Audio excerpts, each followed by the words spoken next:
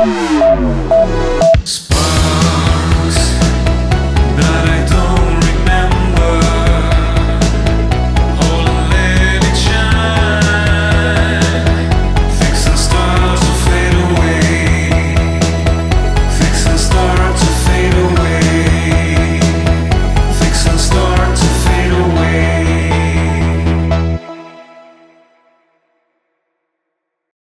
Hello dear friends of Kabbalah International, we are once again with Mario Sabán. Shalom Nacho, how are you? Shalom Mario, very good, very happy. Today we are going to talk about the topic of extraterrestrials, to say it in a very general way, very direct too. To begin with, I would like to point out that, well, although in Kabbalah the subject of extraterrestrials is not a central theme, nor in Judaism, it is not something that is destined for a large amount of literature or bibliography. I would like to begin with a text, which is the text of Ezekiel, reading it in a textual way, and from there to continue developing the whole talk. The text says, "Then I saw out of the north a mighty wind came from the north, and out of a great cloud there came forth a fire as of lightning, and from around it there was a strong glow. In the midst of the fire there shone something like burnished metal, and in the very center was something like 4 human-like beings. It also says, above their heads there was a kind of a glowing vault, shining like crystal." Excellent, it is a classic text. We call it the text of the first chapter of Ezekiel, which is in accordance with the 6th chapter of the text of Isaiah, which speaks in a similar way in what we call the mystery of the Merkabah. To analyze the subject of extraterrestrials, I would like to divide it into 3 parts so that in this way we do not get lost, because I am afraid that the arguments will get mixed up. So first part, what is the God of the Merkabah? I wrote an entire doctoral thesis on this topic at the University of Murcia, which led to the publication of the book The God of the Merkabah, The Mystery of the Name of God. So, the first question concerns the subject of the Merkabah, which is related to Ezekiel chapter 1. And as we already said, Isaiah chapter 6. The second issue, which I would also like to develop, and that is why I am classifying them so as not to forget, is that Isaac Luria says that the level of Ruach belongs to Nefesh. That is to say, it is material, but the level of the Neshama comes from outside the earth. So what Isaac Luria would be saying is that the level of our soul energy is extraterrestrial. So there would be a second question here. Who are we? And the third issue is a 14th century document in Hebrew, which is clearly a description of an extraterrestrial life form behind the sky of Bilon, behind the Milky Way, and it describes what these beings are like. So, we have 3 themes in the extraterrestrials. There is not just one theme. God of the Merkabah, undoubtedly. A God of Merkabah comes from outside the earth, has permanent contacts with Moses and with the prophets. And what is more, Merkabah takes Enoch to heaven and becomes immortal, and Elijah goes to heaven. So clearly the God of Merkabah is extraterrestrial in the sense that he does not belong to planet Earth. It comes from somewhere else. And also in the sense that it has aspects, which is the aspect, for example, of having the feminine and masculine inside. That is to say that he has the Dupartsufim, the face of one side and the other, and that in the tradition of the Kabbalah it has been designated with the name of the angel Metatron, in the sense that it has been given the name of an angel in order to de-divinize it. And the whole problem that we are seeing of the God of the Merkabah as an extraterrestrial is related to the theme that for me is central to the Torah, and perhaps is the only thing that differentiates the Torah with the rest of all civilizations, is that God asks not to make representations. If God were totally invisible, he would not be concerned about making representations. What is the problem with making representations? None. But if God is visible, the concern about making representations is understandable, because the prohibition of making representations is the basis of the Torah, that is, it is non-idolatry. The question is first, if it were an invisible God, there would be no concern about representations. And in the text it asks not to make representations. If for what reason? Because its message is superior to the messenger, and therefore it is understood that the message conveyed is the conformation of the universe, not its own nature. Moreover, the god of the Merkabah has no name and always appears with names related to the cosmogonic, such as Yud-He-Vav-He, consistently showing a form of subjectivity. This is because the intention is not to appear as a subject, but rather as a cosmogonic entity. In other words, when we are children of God, we are children of Yud-He-Vav-He, and Yud-He-Vav-He is not a subject, even though it can be seen as a subject. Considers itself an entity that arises from the construction of the cosmos. Therefore, what this extraterrestrial Merkabah is conveying to us as information is extraterrestrial. Remember that the names that I am giving myself as names of God are vehicles of information of the hidden message that is in the universe. So this in the first place with respect to the God of the Merkabah. With respect to the second, which is Luria's analysis that our neshama does not come from this universe, and based on the text of the Torah, God breathes breath of life. That is, the breath comes from somewhere else, it is not from here. We could say that we are conformed with an animal form, but with a component, let's call it energy, that does not come from the earth. We would be like a hybrid, between the animal and the extraterrestrial in a way. We have undoubtedly our animal aspect, which does come from Earth, and which does come from all the evolutions that have happened on Earth. But the leap is not an evolution. The leap is an insertion of a material that does not belong to this reality, because the text of the Torah itself says that it is the breath of life. That is to say, the text of the Torah itself is saying an intervention that comes from outside. That would be the second issue. And the third is the evidence of that document from the 14th century, where we know in the Kabbalah that there were contacts between Kabbalists and extraterrestrials in the Middle Ages, that contacts may continue, and that on the other hand, the materiality of these extraterrestrials is not our animal materiality. In other words, they are forms that are, I would say, closer to the energetic than to the physical, although they can be perceived in the physical realm. The text from the 14th century states that these beings measure between 90 centimeters and 1 meter 10 centimeters. In other words, they are very small, not exceeding 1 meter 10 centimeters in height. It qualifies them as beings of blue color, or of a bluish blue color. Therefore, we think that they do not have red blood. It is curious because in all the mythological tradition, the kings are of blue blood. This brings us to the question that the god of the Merkabah also appears as blue, that is sapphire blue, says Moshe, who sees the god of Merkabah. Then you join the sapphire blue of the god of Merkabah. You join that mythology that the kings that come from the gods are of blue blood. And you join the 14th century document that says that these beings are seen as blue. So there is a lot of information out there that would have to be investigated. There is a very good work by Alois Haas, a researcher in German symbolism and mysticism, who donated his private library to the Pompeu Fabra University in Barcelona.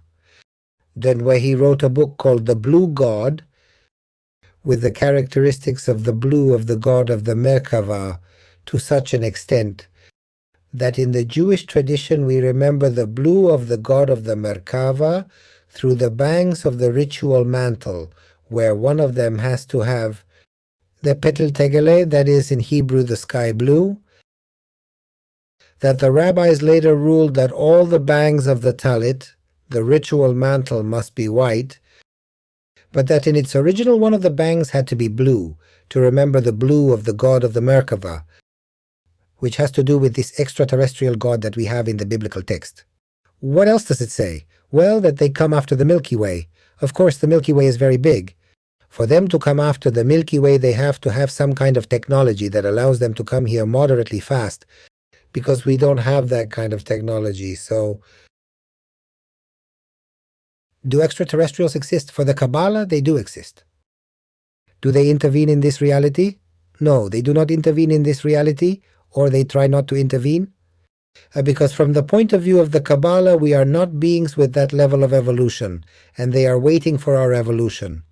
Therefore, they try not to intervene, and which in my view, their non-intervention, in my particular opinion, it shows their intelligence. If we were really in the planetary system, we would be a disaster. I think they're looking at us as a sort of a laboratory test, and they are waiting for us to raise our level of consciousness. Given the situation we have today with the wars and what is happening to us, our level of consciousness is still very low, and we have to sit and wait for them to invite us to the concert of the planets. For now, I don't see that we have the merit to enter this group. Whereupon, the intelligence of the extraterrestrials is that they don't appear so clearly. It is the great proof of their intelligence. When too strong an approach to beings with such a low level as we are could unbalance the universe. Therefore, they say that humans for now to stay on Earth, to unbalance the Earth, but not to unbalance the universe in general. Of course, I wanted to make a couple of notes to clarify a couple of little things about what we are talking about. When we talk about extraterrestrial, let's take it from a literal perspective, if the extraterrestrial is outside the Earth. That's right, it's literal. Because, of course, without this analysis, we start to think a bit strange things. The extraterrestrial is something that is outside the Earth. When solar energy arrives, it is extraterrestrial, because it comes from outside the Earth. Exactly. Everything that comes from outside the Earth, an asteroid, is extraterrestrial. It is necessary to understand it as extraterrestrial, not as what has been reduced, and above all also try to think, and not so anthropomorphically that they have our nature. That is to say that we can understand that this type of intelligences probably do not have the material component that we have, that they have another type of component. So, there is also an issue of connection. That is to say, probably our connection cannot be established in the material terms in which we are used to. Another thing that I also wanted to clarify, which is important for me and which also makes a little rigor and to try to talk about this subject, although of a very high level of speculation, as seriously as possible, is to have a certain cautious attitude with respect to those people who set themselves up as receivers and channelers of extraterrestrial voices. Well, but what you say is a seriousness that should be taken in all matters, not only extraterrestrial. What happens is that what is clear is that we don't know for sure what kinds of extraterrestrials exist, as there are likely many types. What is clear, on the other hand, is that physicists suggest we have a certain advantage regarding this matter. Here, I shift from discussing the Kabbalah to talking about physics. According to physicists, Earth is located in a sector of the universe far from its center. We are situated in the periphery of the universe, very distant from its core. This position grants us a certain advantage, because we are not like in the center, and for them it also has some advantage that we are in the periphery. Because since we have such a low level of consciousness, that we are in the periphery means that we are far away from the center. Look, Binon, behind the Milky Way. We are talking about many, many light years. So let's see. That they exist is very clear in the text of the Torah. There are also the Nephilim, the giants, who we do not know who they are. The same god of the Merkabah, who we have already talked about. It's very clear about his existence, but I believe that it does not have to be as a fundamental theme, as a fundamental issue, because the fundamental theme is our growth of consciousness. That's right. Because in addition, there will be a connection with these energies and with these intelligences. Simply that, when we have the merit to reach that level, we are going to have that. To have a contact at this level where we are in this level of consciousness, I think it would even be dangerous for us. For the universe in general, but for us in particular.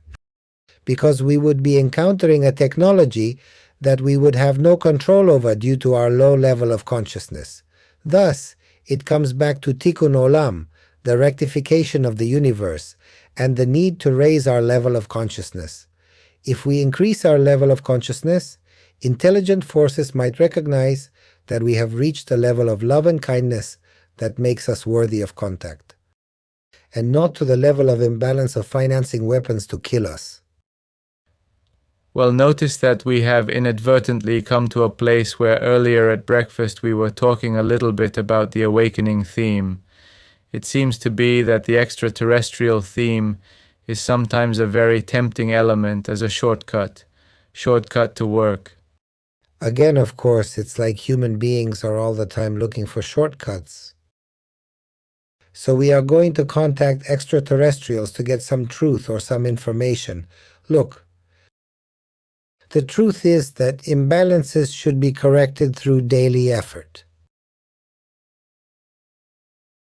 There is a lot of talk about issues that have to do with issues of new spiritualities, of DNA activation, of becoming crystal beings, etc., etc., without a deep inner work of analysis, of introspection, of working with others, of a path directed towards altruism. Notice that we keep repeating it, but there is no way to get out of the tangle. Years and centuries go by, and we are clearly facing a problem. That is to say, the supposed increases in the level of consciousness that we are having are still not being reflected, for example, in politics in any way, nor in the economy. I often say, well, everybody pays taxes, but I don't want to pay taxes to create weapons, because the government decides for me that the government where I pay taxes there is a percentage that goes to weapons. Why don't they give us a form where our taxes, we decide the percentages where they are going to go? Because if I see 5% education worldwide and 20 guns, I'm going to change my form. 0 weapons and 20 education. But what happens at the political level? They force us to have to pay to finance our self-destruction. That implies that spirituality has not yet reached the point of confronting political power. I think we are going to get to a point, a little bit like in the time of the Roman Empire, where there is going to be a lot of martyrdom, so that something of the Roman Empire at the moral level will change, as was the process of Christianization. And I believe that the spiritual world awakens, but it has not yet entered the second phase of action. And the second phase of action is going to be at the end, within the whole system, to change the political system. I am not saying like democracy as a system. I am not talking about a particular system. I'm talking about certain issues that are not really in our hands yet, and that have to be in our hands, because you, me, and all of us can change. But if our economic resources are decided by people who are killing us, then we have a problem here. In relation to this idea and the political system that governs all of us, you remind me of a phrase that I think is very accurate that Rab David Haim Zuckerwar used to say, that any system would work if it were motivated by good actions. Absolutely agree. Well, Mario, thank you very much. A pleasure, Nacho. Likewise.